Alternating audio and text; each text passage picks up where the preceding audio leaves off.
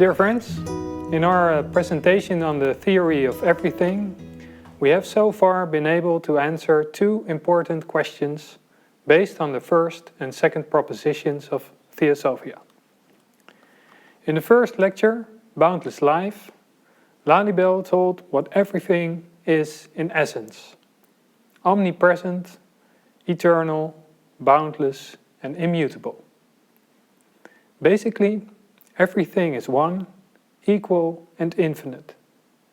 And in the workshop, we experienced how useful it is to think about this.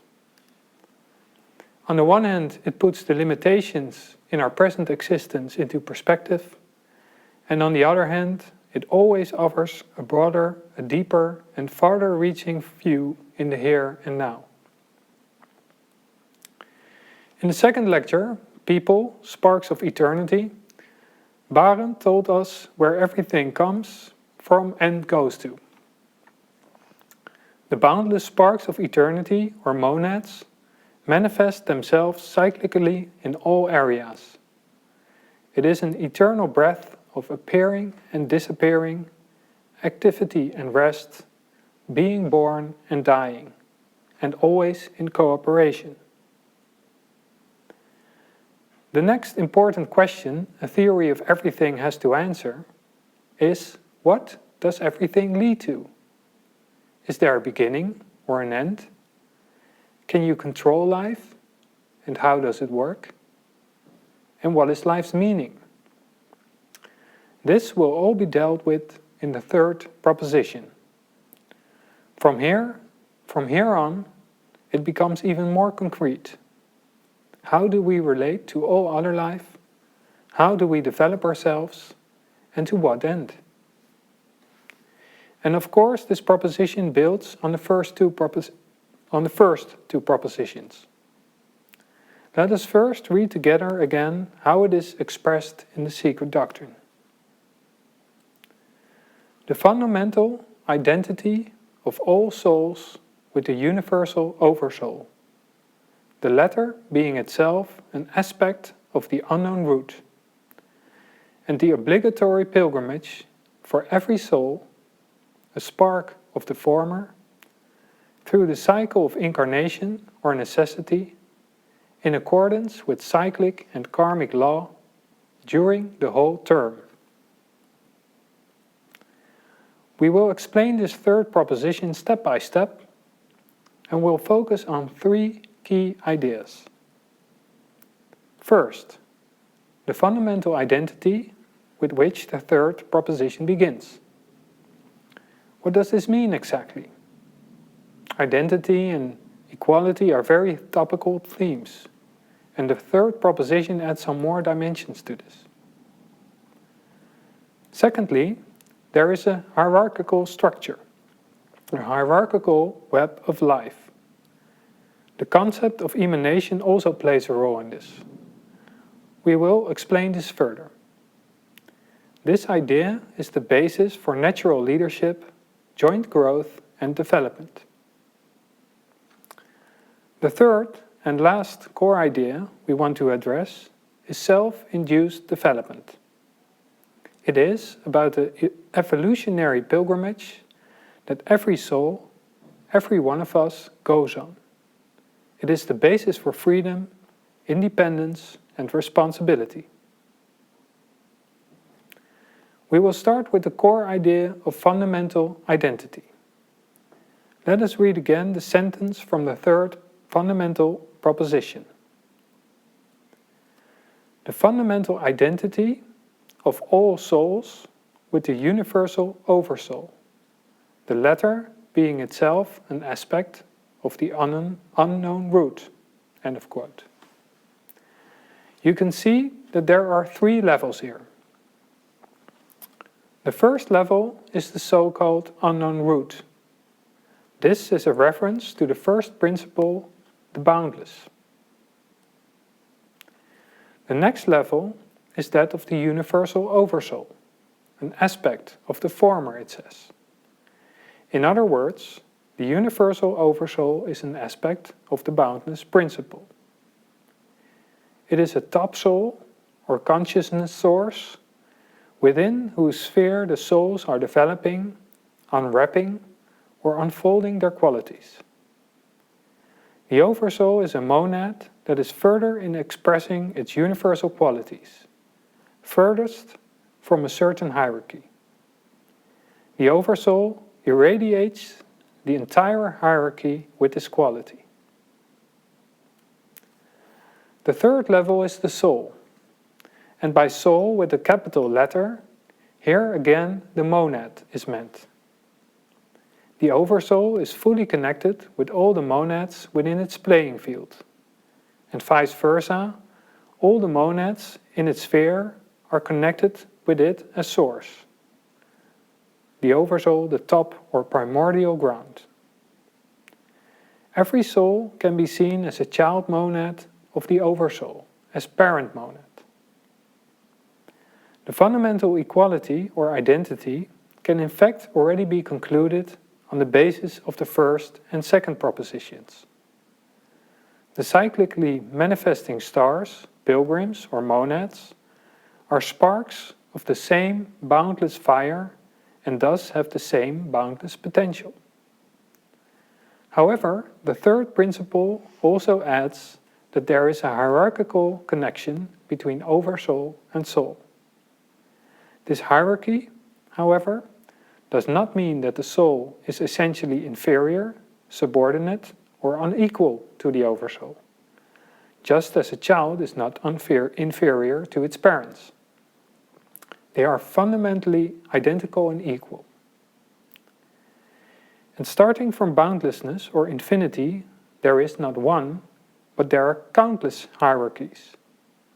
Just think of the structure of nature, from microcosm to macrocosm. An atom which is part of a molecule of a cell of a body of a realm or kingdom of nature. A realm of nature is part of a planet of a solar system, a sun or star of a galaxy, etc. At any level you can name souls and oversouls. The soul or monad of a human cell can be seen as an oversoul for all the beings within its sphere. But the cell itself, in turn, is also a soul that develops within its sphere, of which we humans are the oversoul.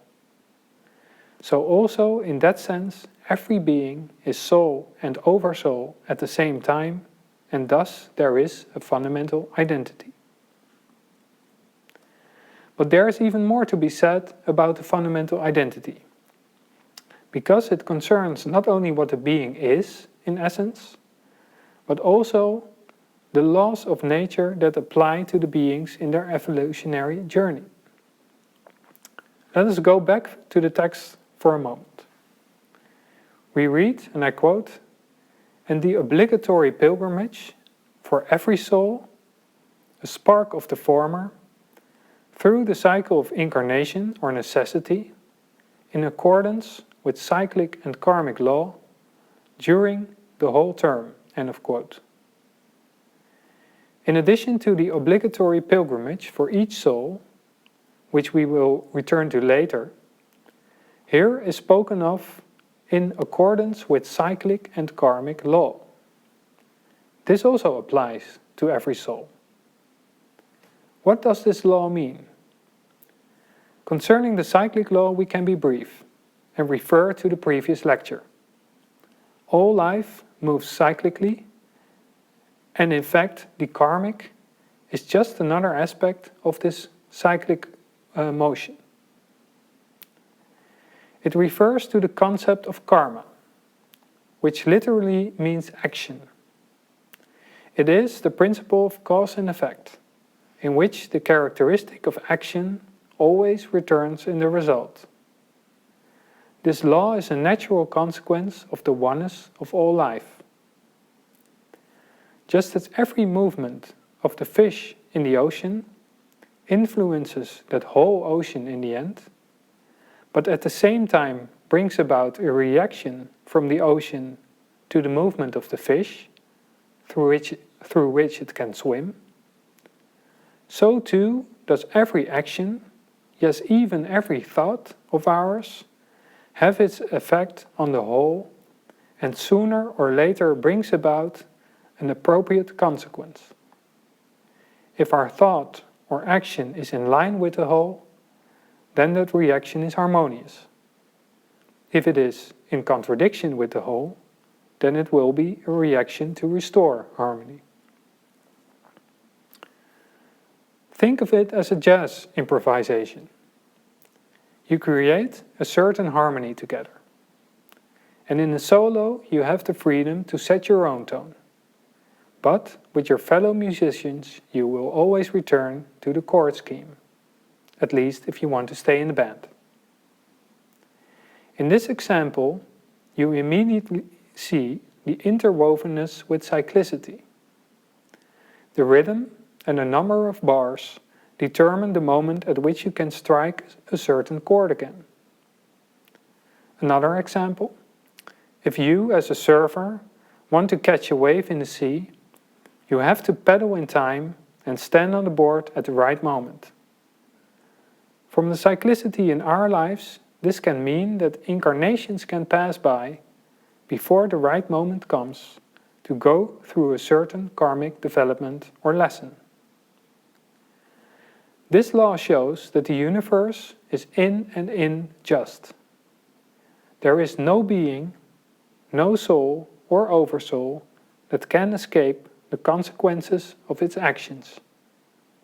Or put positively, any thought or action, seen or unseen, at the surface of the whole, will sooner or later give a harmonious result that brings you closer to this whole, precisely because in essence we also are that whole. So we see that fundamental identity applies not only to what every being is in essence, but also to what every being has to do in order to evolve, the obligatory pilgrimage according to cyclic and karmic law. In other words, for every being the same universal law applies, without exception. That is why we also express the third principle as above, so below. It also means that by recognizing the universal law, you can deduce how it works on every level of the cosmos. We cannot go into this in detail, but it is very interesting and insightful to think about what, for example, the youth of a planet means, or the puberty of a civilization. The fundamental identity of all beings is a universally recognized, universal and ethical value. But there is still much to be gained. It is the basis for justice. But we all know what inequality still exists between people in terms of opportunity, property, color, race, gender, rights, etc. But you can also extend this to how we treat animals, or intervene in ecosystems, for example. The coherence in nature and our responsibility within it becomes even clearer when we consider the following key idea. The hierarchical web of life and the process of emanation.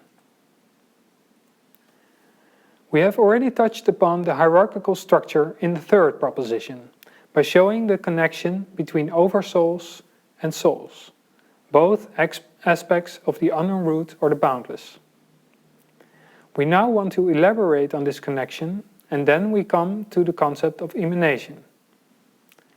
Actually, this concept is already discussed in a footnote to the second proposition in the Secret Doctrine. And I quote, "Pilgrim is the appellation given to our monad during its cycle of incarnations. It is the only immortal and eternal principle in us, being an indivisible part of the integral whole, the universal spirit from which it emanates and into which it is absorbed at the end of the cycle. When it is said to emanate from the one spirit, an awkward and incorrect expression has to be used for lack of appropriate words in English." End of quote. So, as Blavatsky writes, it is not quite the right expression, but this word emanation comes closest to the process of birth of monads or souls, from large to small, from macrocosm to microcosm, from star to atom. What does this word emanation mean? It literally means flowing out or flowing forth. The Oversoul as a source of consciousness radiates or flows out a magnetic playing field in which souls or monads continually manifest themselves, which in consequence have the possibility to unfold independently. As an example, you can think of the sun continuously flowing forth its rays. Now it is interesting to pause for a moment to consider what such a ray of the sun actually is, because there are many clues for the soul that you may see as such a ray of the Oversoul. First of all, a ray from the sun cannot be seen separately from the sun. For example, you cannot cut it off. In the same way, souls and oversouls are inextricably linked. Everything within the reach of the sun is illuminated by its rays. Furthermore, the ray only becomes visible when there is something in which it can reflect. Think of particles in the air or a surface. Applied to monads, it means that they need an instrument or body to manifest themselves, in order to become active on a certain plane of being. Only as a manifestation do we recognize the monad as a seemingly separate being. But just as a ray of light makes the light of the sun visible, a monad is also a reflection of the Oversoul. The moment a ray reflects on something, it also disintegrates into all kinds of subrays. Think of the reflection of the sun on a glass or a mirror. Each monad also is the source of a spectrum of different child monads. And each ray consists of particles, photons, which, after a long cycle, eventually return to the source, the sun from which they originated. Just as the monads eventually return to their Oversoul as source. The Pythagoreans summarize this concept of emanation in an image called the tetractys. You see an Oversoul here at the top, a source being, within whose sphere or playground, at different levels, other souls or monads come to being and have their existence. Seen from infinity, such an apex or top with its hierarchical web of life is part of a larger hierarchical web of life. And also the lower monads of such a hierarchical web of life are themselves the heads of a hierarchical web of life below that, and so to infinity. So there are hierarchies within hierarchies. Each soul or lower monad provides a playground for even lower monads and is itself an Oversoul, as shown in this picture and the next. Thus man is an Oversoul for all beings who form his body. Think of the countless cells, atoms, etc., which have their existence within our sphere and which continuously go through life cycles within the cycles in our body, our digestion, our inhalation and exhalation, our blood circulation, etc. Every heartbeat is a cycle of birth and death for countless meticulous universes within our sphere of life. So this process of emanation always proceeds from a relative summit, an Oversoul, an apex, hierarch or source being, whatever you want to call it. This being forms the playground for the manifestation of the lower monads. And that cooperation is not coincidental. There is an affinity or attraction or an identical characteristic which also has been built up in previous cycles and karmically attracts the beings to one another. The atoms, molecules and cells in our body do not come to us just like that. Depending on our orientation during life, they evolve with us or they leave us partly and we attract others. Think for example of the kind of food you take. If, for example, you change your eating pattern, you will attract other atoms and your body will develop differently. In this way you can also change your mental and spiritual food, and then you will slowly change your character. In the third proposition there is further mention of a bond during the whole term. In this case, during a life cycle of the Oversoul. But as we have explained, this too is relative, depending on whether you speak of a sun as Oversoul, or a human being, or an atom. From macrocosm to microcosm, as above, so below, the process is the same. And because everything follows the cyclic and karmic laws, the cooperation is not limited to one cycle, to one era.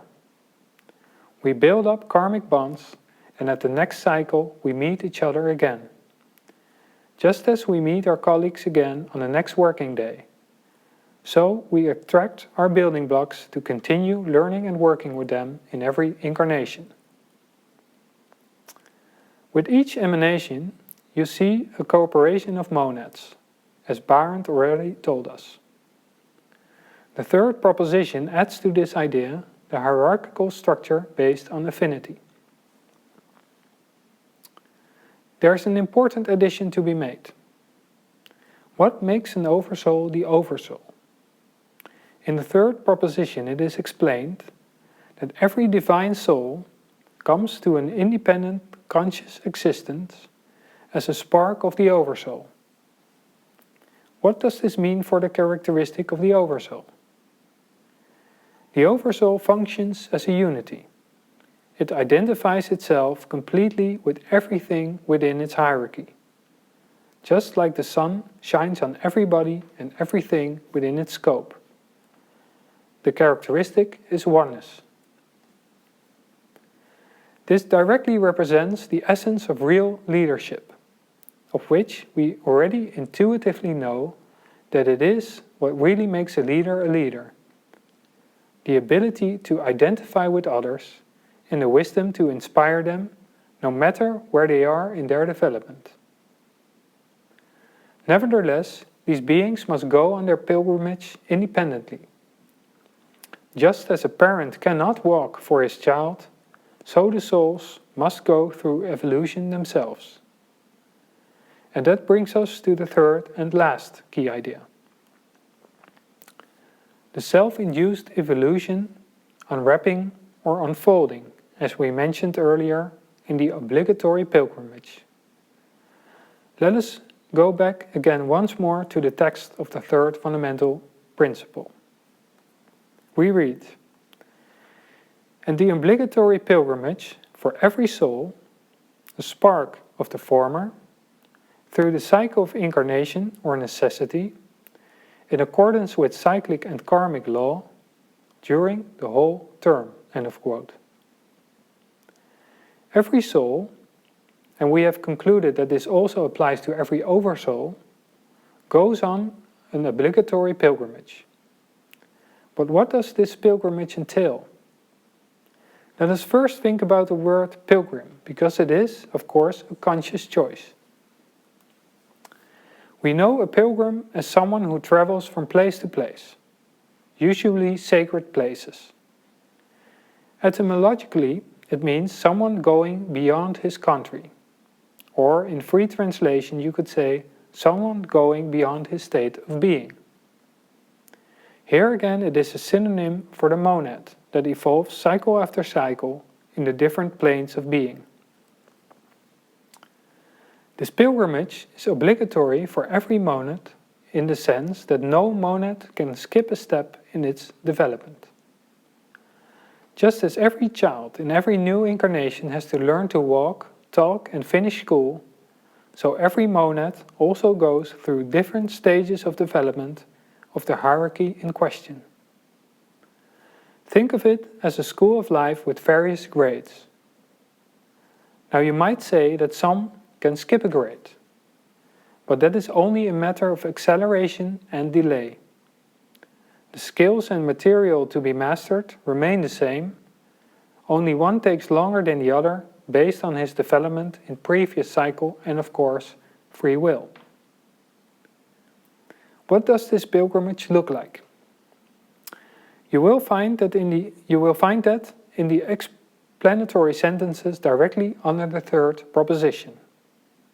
I quote, "No pure, divine soul can have an independent, conscious existence before the spark has passed through every elemental form of the phenomenal world, and B, acquired individuality, first by natural impulse, and then by self-induced and self-devised efforts, checked by its karma, thus ascending through all the degrees of intelligence, from mineral and plant up to the holiest archangel, or Dhyani Buddha."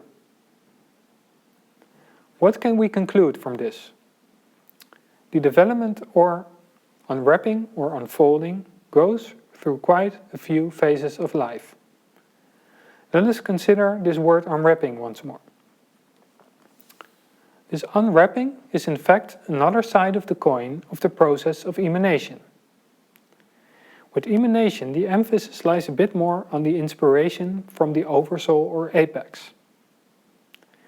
Unwrapping, development, or evolution, which is nothing else than the Latin word for unwrapping, is more about the perspective of the monad, or pilgrim, within the hierarchical web of life of the oversoul. Unwrapping already says that it is a process which takes place from within. Every monad, in essence, has boundless possibilities in its core, as we have already concluded before. And bringing consciousness to manifestation in the outer realm is what we can call unwrapping.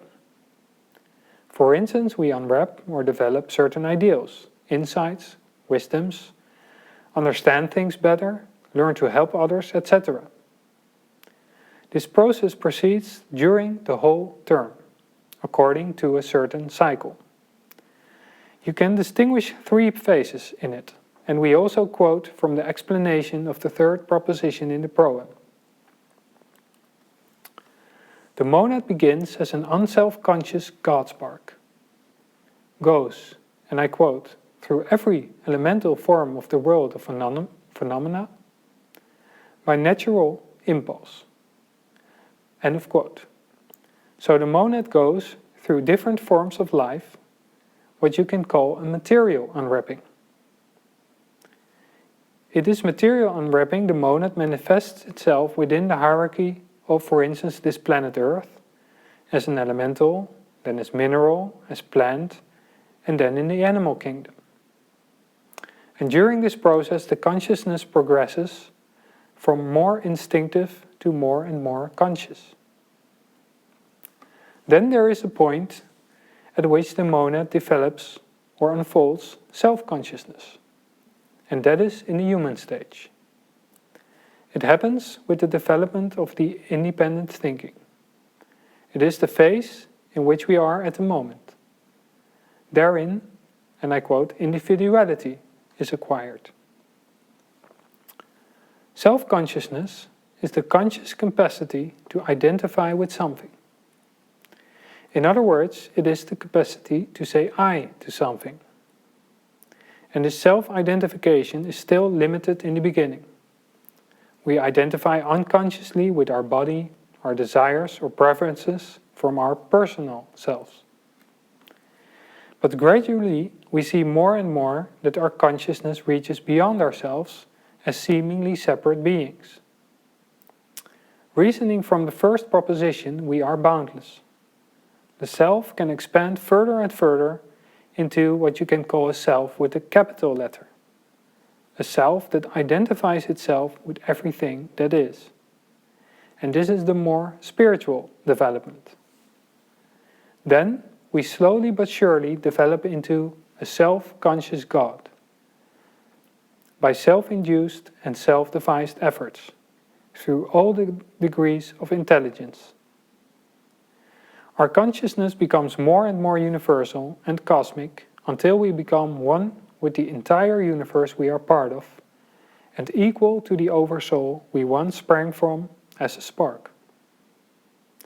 An old Sufi saying sums it up. A stone becomes a plant becomes an animal becomes a human, and a human becomes a god. Is it finished then? Have we reached completion? No, because in the boundless there is no endpoint.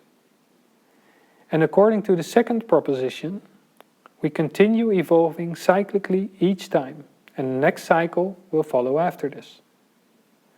Now the third proposition adds that we always grow, that the cycles therefore are spiral, at least if we follow the cyclic and karmic law of the whole of which we are part.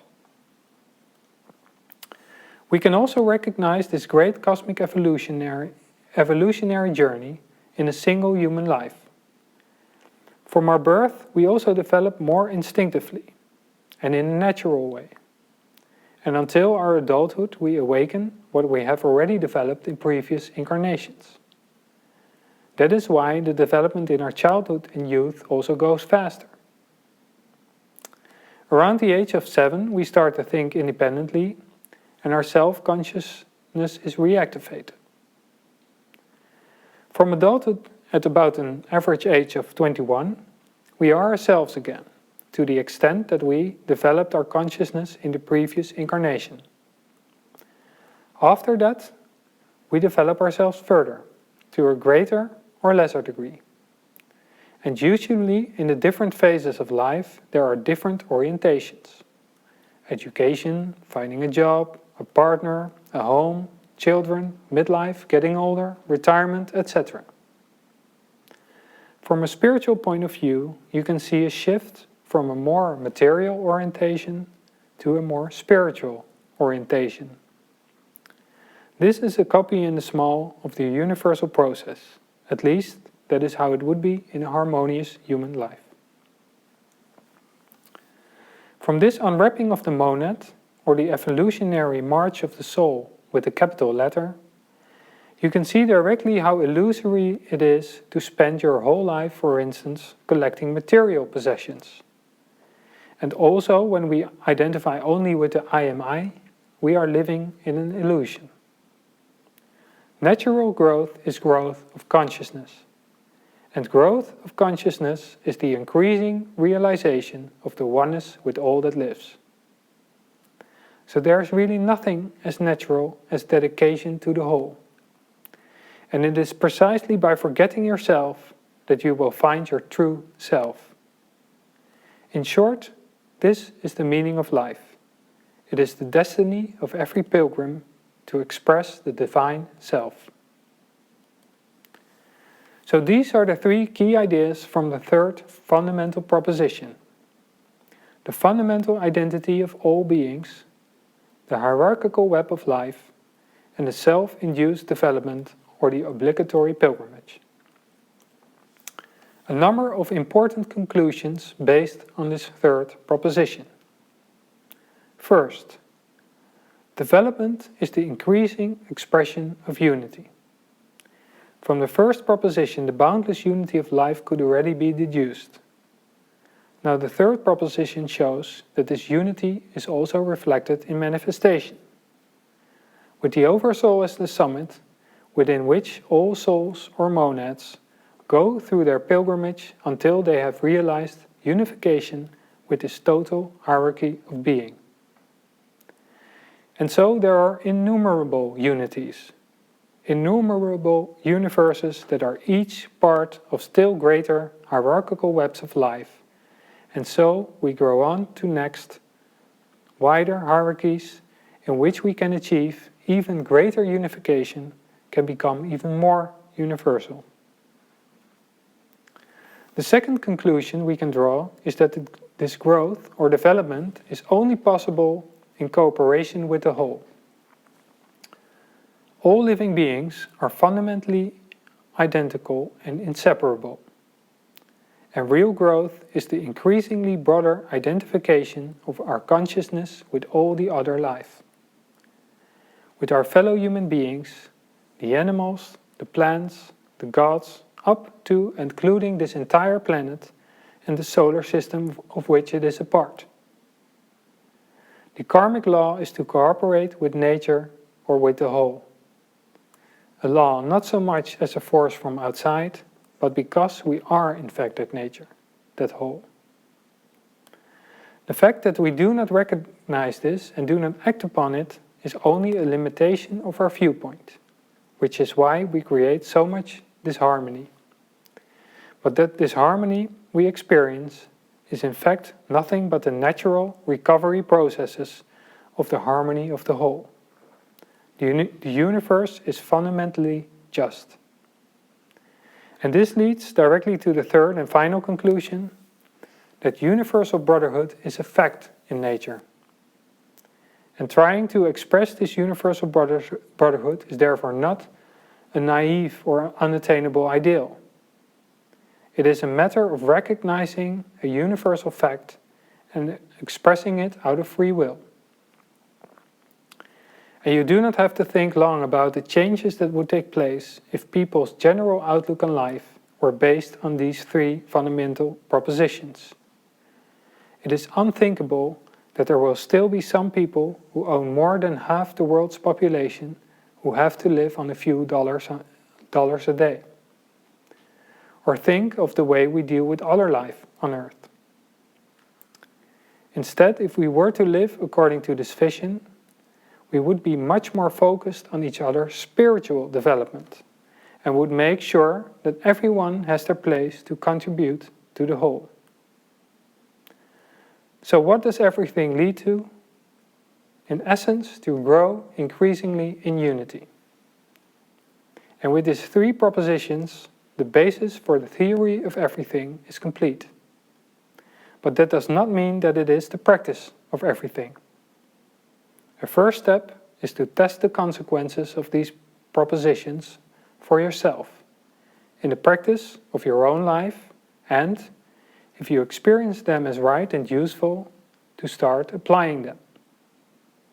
And together we can make a first start in the workshop following this lecture, working with the theory of everything. Thank you for your attention.